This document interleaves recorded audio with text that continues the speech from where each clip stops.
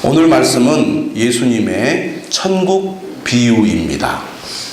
7가지 비유로 되어 있는 13장의 말씀 가운데 오늘 우리가 읽은 본문은 세 번째, 네 번째 비유 이야기인데요. 천국은 다르게 말하면 하늘나라입니다. 마태복음을 살펴보면 무려 32번 하늘나라라고 언급을 하고 있고 하나님 나라는 4번 사용이 되고 있습니다. 이 하늘나라 천국에 관한 말씀이 기록된 마태복음과 같은 이야기가 등장하는 마가복음이나 누가복음을 살펴보면 하늘나라라고 표현되어 있지 않고 하나님의 나라라고 그렇게 표현이 되고 있습니다. 하늘나라라는 말은 다르게 표현하면 하나님의 나라죠. 예수님께서 이 땅에 오셔서 말씀을 전하셨는데 예수님의 말씀의 주제는 바로 하나님의 나라입니다. 그리고 오늘 마태복음에 의하면 바로 하늘나라, 천국이죠. 하늘나라란 어떤 나라인가? 예수님께서 사역을 시작하면서 제일 먼저 하신 말씀이 회개하라, 천국이 가까이 왔느니라. 회개하라, 하늘나라가 가까이 왔다. 이렇게 말씀하셨습니다. 하늘나라가 가까이 왔다는 것은 하늘나라가 너희 곁에 있다. 이런 얘기입니다. 그리고 예수님께서 주기도문을 통해서 말씀하셨죠. 뭐라고 말씀하십니까?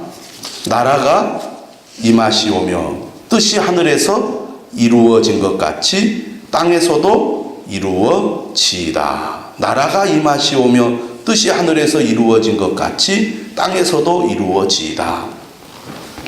하늘나라란 어떤 나라인가? 이 땅에 임한 나라라는 것입니다. 다시 말하면 하늘나라는 이미 시작되었다는 것이죠. 그리고 뜻이 하늘에서 이루어진 것 같이 땅에서도 이루어지이다 라는 말씀을 보면 여기서 뜻은 하나님 아버지의 뜻이죠.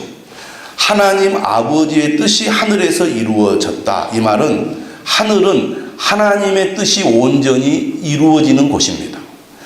하늘이라는 단어를 마태복음은 아주 많이 사용하고 특히 하나님을 어떻게 표현하냐면 하늘에 계신 너희 아버지, 하늘에 계신 우리 아버지, 이런 표현을 예수님께서 아주 많이 반복적으로 사용을 하고 있습니다. 하늘나라는 어떤 나라냐? 하나님 아버지가 계신 곳이죠. 하나님 아버지의 나라입니다. 하늘나라는 하나님 아버지의 뜻이 이루어진 나라고 하나님 아버지가 계신 나라죠. 하늘의 뜻이 하늘에서 이루어진 것 같이 땅에서도 이루어지이다. 하늘에서는 하나님의 뜻이 온전히 이루어졌지만 아직 이 땅에서는 하나님의 뜻이 온전히 이루어지지 않고 있죠. 여전히 하나님을 모르는 사람, 하나님을 믿지 않는 사람, 심지어 하나님을 대적하는 사람들이 있습니다. 그런데 마침내 이 땅에도 하나님의 뜻이 온전히 이루어질 것이다 라는 것이 주기도문 마태복음 6장 10절의 말씀입니다. 여러분, 우리가 흔히 나라 하면 로마 제국을 생각해 볼 수가 있습니다. 당시 가장 큰 제국을 이루고 있는 나라가 로마 제국 아닙니까? 로마 제국은 강력한 군사력을 가지고 많은 영토를 차지하고 있습니다.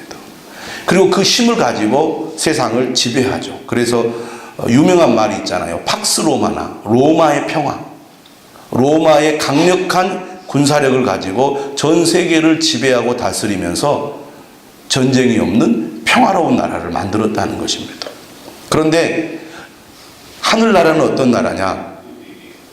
이처럼 강력한 군사력이나 또 넓은 영토를 가진 나라가 아니죠.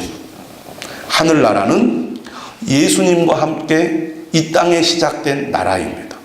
우리가 하늘나라 그러면 죽은 후에 가는 나라 하늘나라라고만 생각하지만 예수님께서는 이 하늘나라 복음을 통해서 이미 하늘나라는 이 땅에 임하였고 하늘나라는 이미 시작되었다고 말씀하고 있습니다.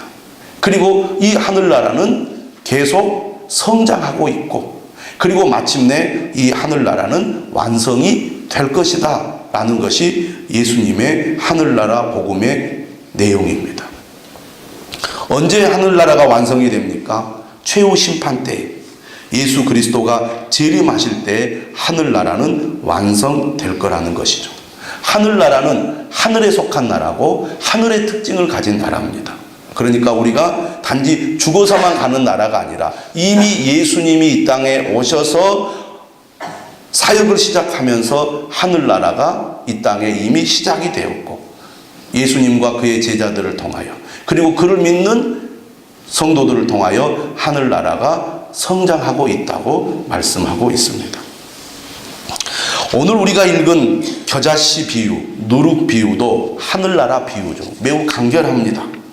씨 뿌리는 비유와 가라지 비유는 예수님께서 제자들에게 그 의미를 설명해 주시는 내용이 나옵니다. 하지만 오늘 본문에 있는 겨자씨 비유와 누룩 비유는 설명이 따로 없습니다. 그만큼 내용이 분명하게 전달이 되기 때문입니다. 이 겨자씨 비유와 누룩의 비유를 한번 살펴보도록 하겠습니다. 오늘 본문 13장 31절 32절은 겨자씨 비유죠. 유명한 예수님의 비유입니다. 천국은 마치 사람이 자기 밭에 갖다 심은 겨자씨 한 알 같다. 이렇게 예수님 말씀하십니다. 그런데 이러한 겨자씨 한 알이 어떤 씨앗이라고 말하느냐면 32절에 보니까 모든 씨보다 작은 것이로되 가장 작은 씨라는 거죠. 그런데 자란 후에는 풀보다 커서 나무가 되매 공중의 새들이 와서 그 가지에 깃들이느니라. 여러분 씨앗은 원래 다 작습니다. 그런데 당시 이스라엘 사람들에게 가장 작은 씨로 여겨진 씨앗이 바로 겨자씨였습니다. 여러분 씨앗을 한번 생각해 보십시오. 손으로 강하게 힘을 주면 이 씨앗은 짓이겨져 버립니다. 씨앗 하나를 땅에 던져버리면 어디 있는지 찾을 수도 없습니다. 존재감이 전혀 없는 거죠. 보잘것없는 것이 씨앗입니다. 그런데 농부가 이 겨자씨 하나, 정말 아주 작은 씨앗 하나를 밭에다 심었습니다. 그런데 시간이 지나니까요, 이렇게 눈에 보일까 말까 한 이 작은 씨앗이 뿌리가 내리고 싹이 자라면서 오랜 시간이 걸리지 않아서 나무가 되는데 약 3m에서 4m 크기의 나무로 자라더라는 것입니다. 그렇게 나무로 자라게 되니까 새들이 그 나무 가지에 깃들이더라. 예수님이 말씀하신 비유의 이야기입니다. 물론 이 겨자씨 나무는요, 겨자나무는 1년생 나무입니다. 어떻게 보면 큰 나무에 비하면 보잘것없는 나무죠. 그러나 이 겨자씨와 나무를 비교해 보면 매우 대조적입니다. 그 시작은 보잘것없는 씨앗에 불과했지만 일정 시간이 지나니까 새들이 깃드는 나무로 크게 자랐다. 이것이 예수님께서 오늘 말씀하고자 하는 내용입니다. 두 번째 이야기는 누룩이죠.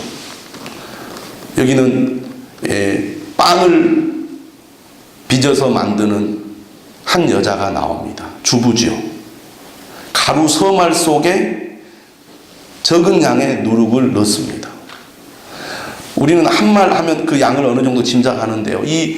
여기에서 사용하는 이 한 말은 헬라어로는 사톤이라는 단어를 사용하고 있는데, 책에 보니까 여기서 나오는 한 사톤이 13리터의 양이라고 합니다. 그러니까 3마리면 몇 리터입니까?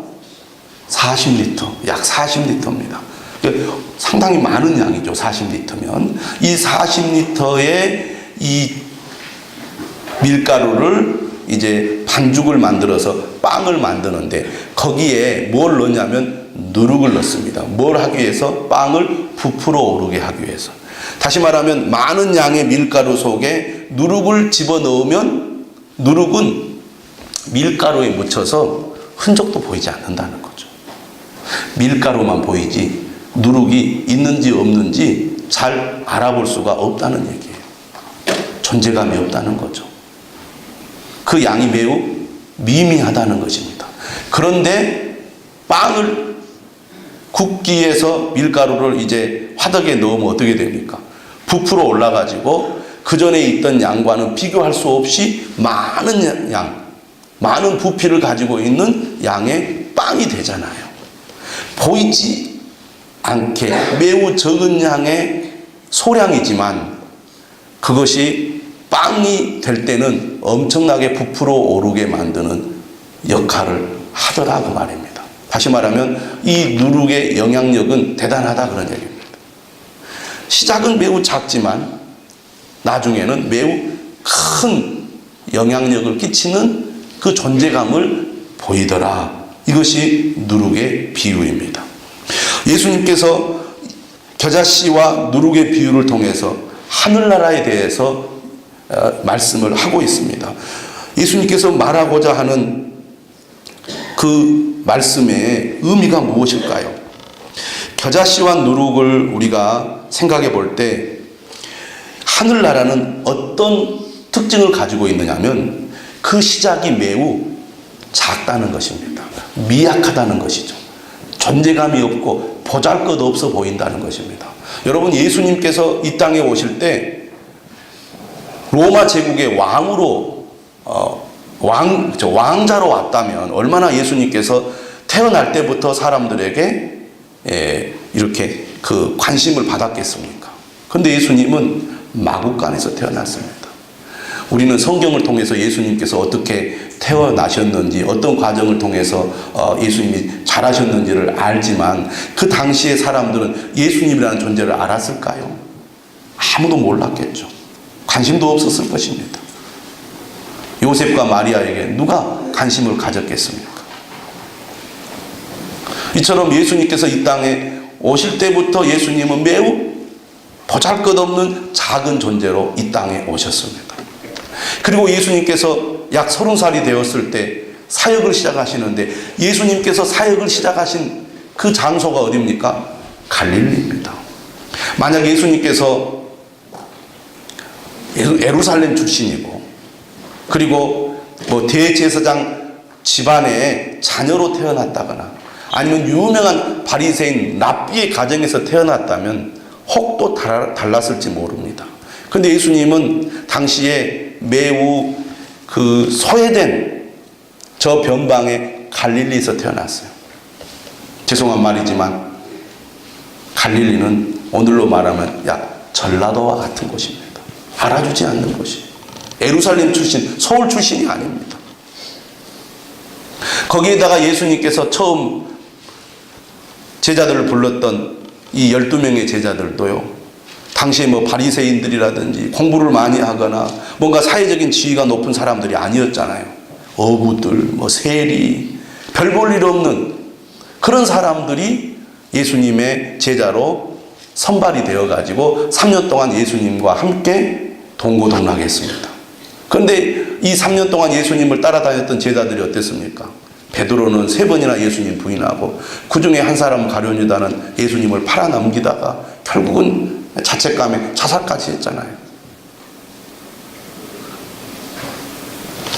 예수님과 함께 시작된 하늘나라는 그 시작이 매우 미약하고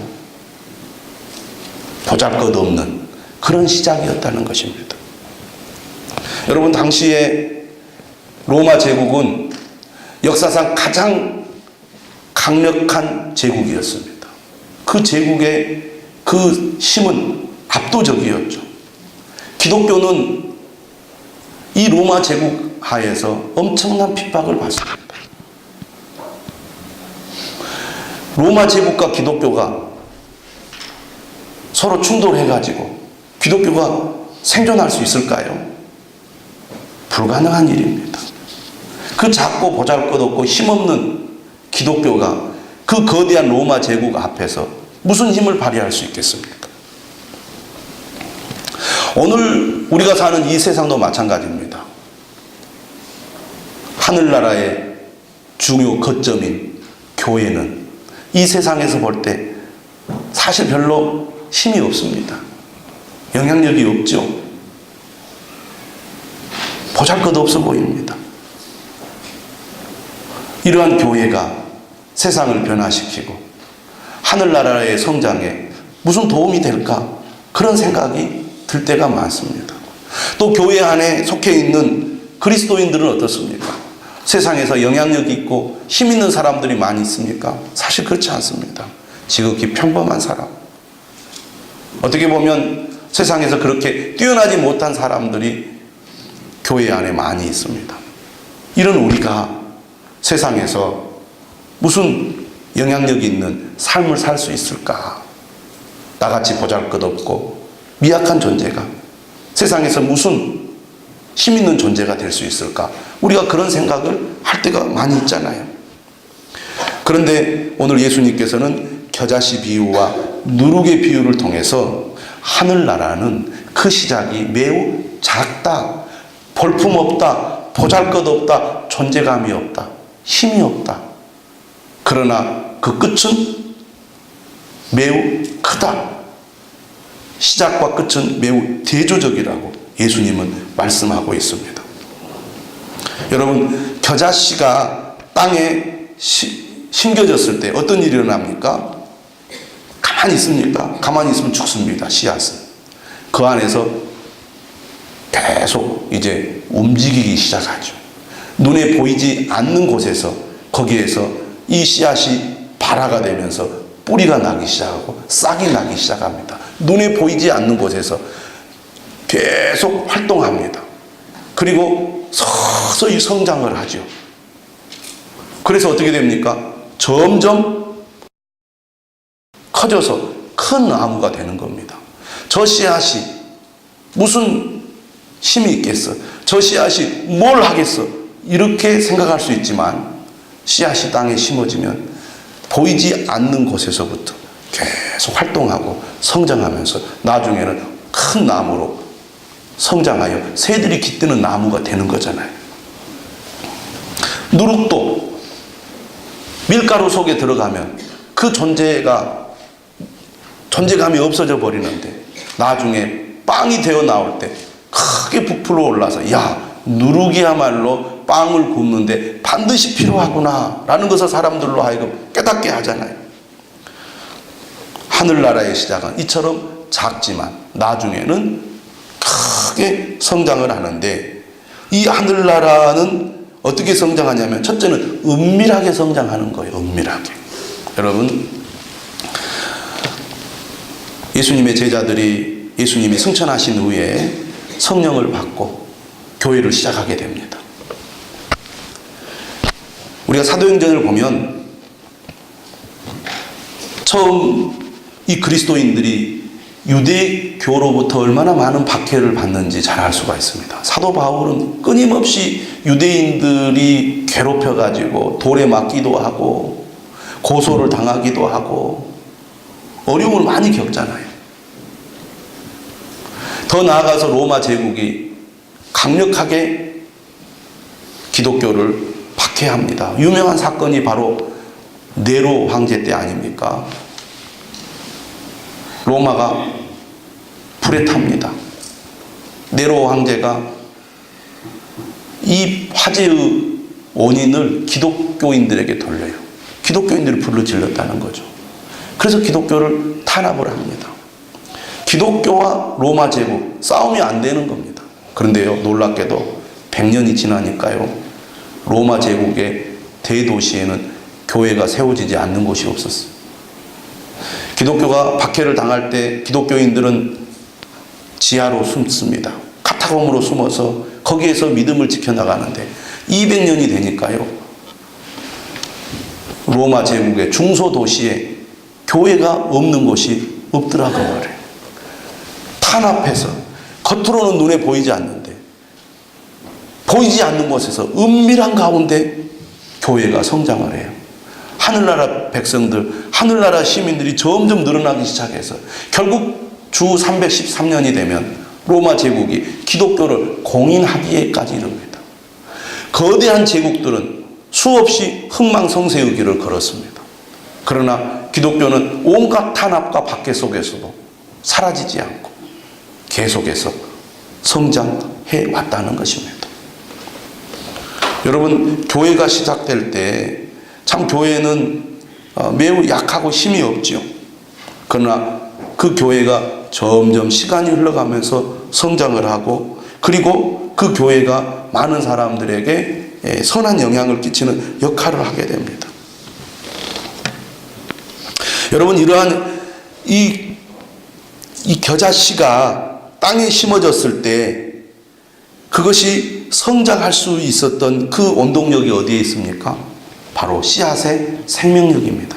아무리 작아도 그것이 생명이 있는 존재이기 때문에 땅에 심어졌을 때 크게 자라는 거죠. 여러분, 아무리 큰 돌을 땅에 묻어보십시오. 그게 자랍니까? 안 자라잖아요. 그러나 작은 씨앗이지만 그 씨앗이 땅에 심어지니까 자라기 시작하는 거예요.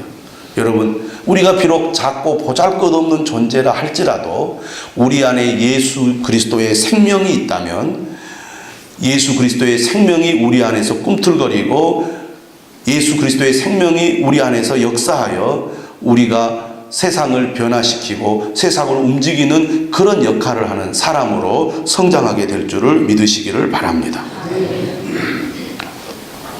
오늘 본문에 보면 겨자씨 비유는 농부가 자기 밭에 겨자씨 하나를 갖다가 심었습니다. 그리고 누룩 비유는 빵을 만드는 주부가 누룩을 가져다가 가루 소말 속에 넣어서 빵을 만들었습니다. 다시 말하면 여기에서 등장하는 사람이나 여자는 누구를 가리킵니까? 바로 주님을 가리키는 것입니다.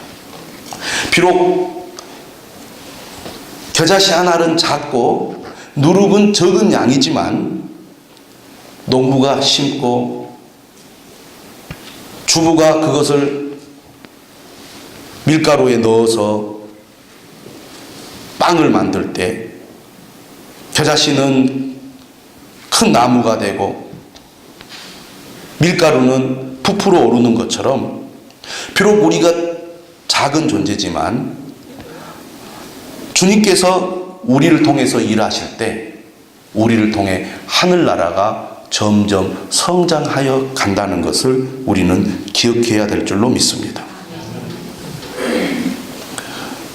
그러므로 오늘 말씀을 보면서 우리는 무엇을 배워야 합니까?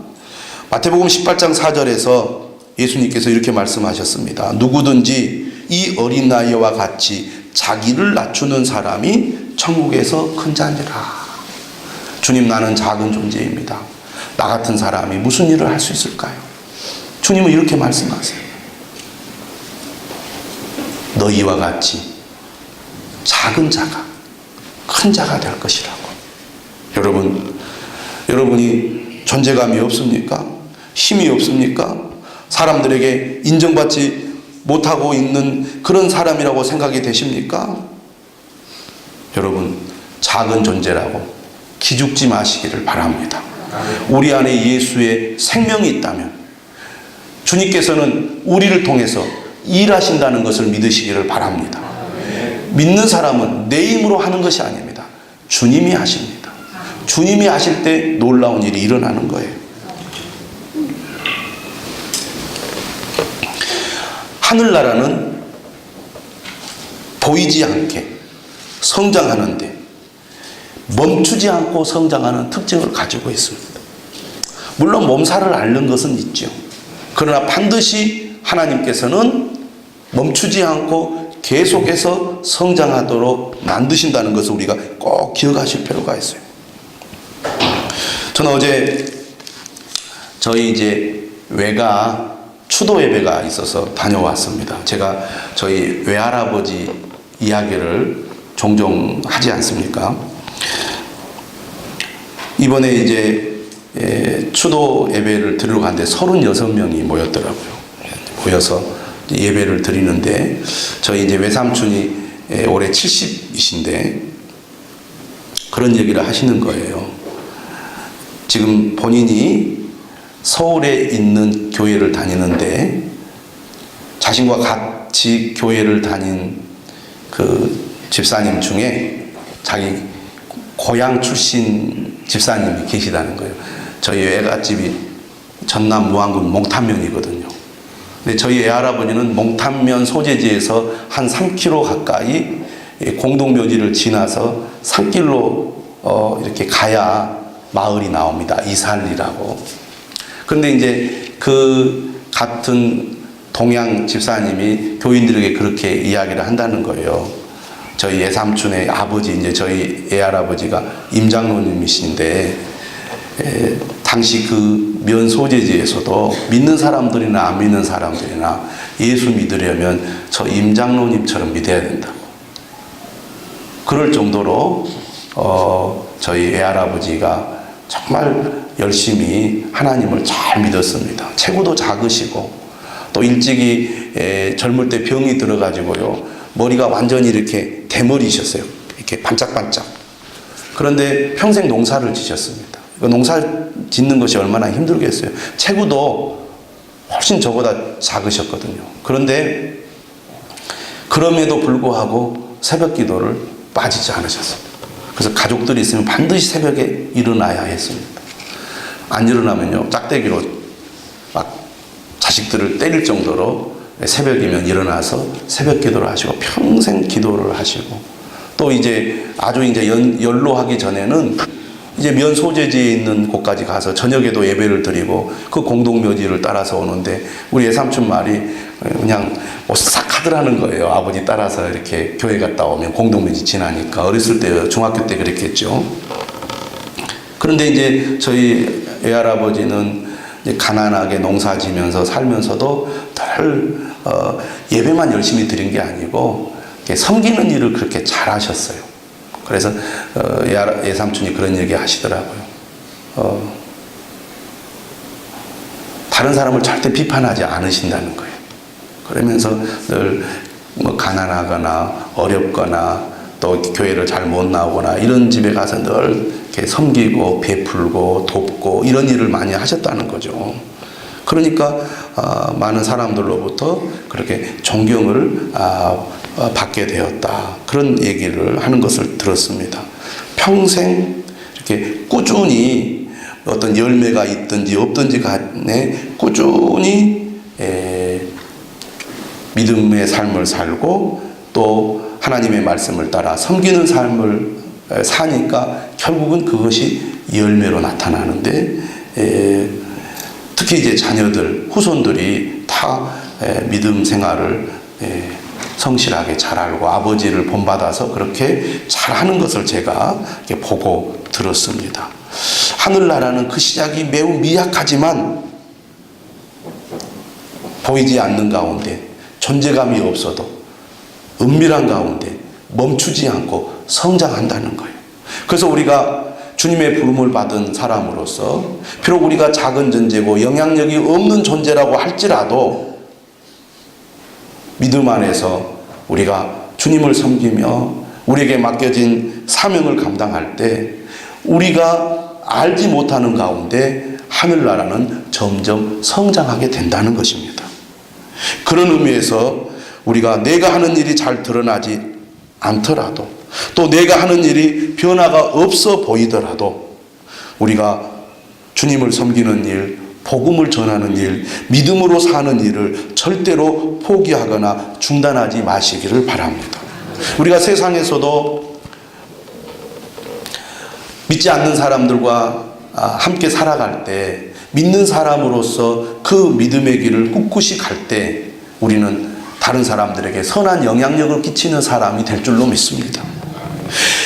겨자나무에 새들이 깃든다는 것은 곧 세상을 품는 역할을 한다는 말이고, 누룩이 밀가루를 부풀어 오르게 한다는 것은 곧 세상을 변화시키는 역할을 한다는 것을 말합니다. 우리가 열심히 믿음으로 살아가면 교회 안에서든지 교회 밖에서든지 사람을 품고 세상을 품는 그런 사람이 될 수 있고 또 세상을 변화시키는 그런 일을 할 수가 있습니다. 교회가 무슨 일을 할 수 있겠느냐? 사람들이 한국 교회에 대해서 비난하고 한국 교회를 조롱하고 욕하고 있습니다. 또 우리도 그런 현실을 보면서 우리 스스로 정말 우리 한국 교회가 희망이 있을까? 우리가 세상을 변화시키는 그런 일을 할 수 있을까? 우리 같이 미약하고 보잘것없는 존재가 무슨 일을 할 수 있을까? 그런 생각이 들 때가 있어요. 그런데 여러분, 주님은 우리처럼 이렇게 보잘것없고 작은 존재를 사용하셔서 세상을 변화시키는 일을 하신다는 것을 여러분 꼭 기억하시기를 바랍니다. 우리가 열심히 주님을 섬기지만 우리가 기대하는 대로 되지 않을 때도 있어요. 우리가 바라는 대로 어떤 일이 이루어지지 않을 수도 있어요. 그러나 하늘나라는 멈추지 않고 성장한다는 믿음을 가져야 됩니다. 여러분, 교회를 섬기는 일도 마찬가지입니다. 열심히 우리가 기도하고 예배하고 봉사하고 복음을 전하지만 교회가 우리가 기대하는 대로 막 성장하지 않죠. 성장하는 것 같지만 다시 막 이렇게 교회가 줄어드는 것을 우리가 보지 않습니까? 그런 일이 일어난다 할지라도, 지지부진해 보인다 할지라도, 때로는 쇠퇴하는 것처럼 보인다 할지라도 여러분, 하늘나라는 멈추지 않고 성장하고 있다는 것을 믿으시고 결국에는 하늘나라가 완성된다는 믿음을 가지고 우리가 포기하지 않고 주님의 뜻에 순종해야 될 줄로 믿습니다. 하늘나라의 시작은 작습니다. 하지만 은밀한 가운데 멈추지 않고 성장할 것입니다. 그리고 마침내는 완성하게 될 것입니다. 이를 위해서 주님께서는 여러분 각자를 부르셨습니다. 그리고 여러분들을 사용하셔서 하늘나라를 성장시켜 나가실 것입니다. 여러분이 그런 하나님의 귀한 존재임을 믿고 소망 가운데 나아가시기를 주님의 이름으로 축원합니다. 우리 다 같이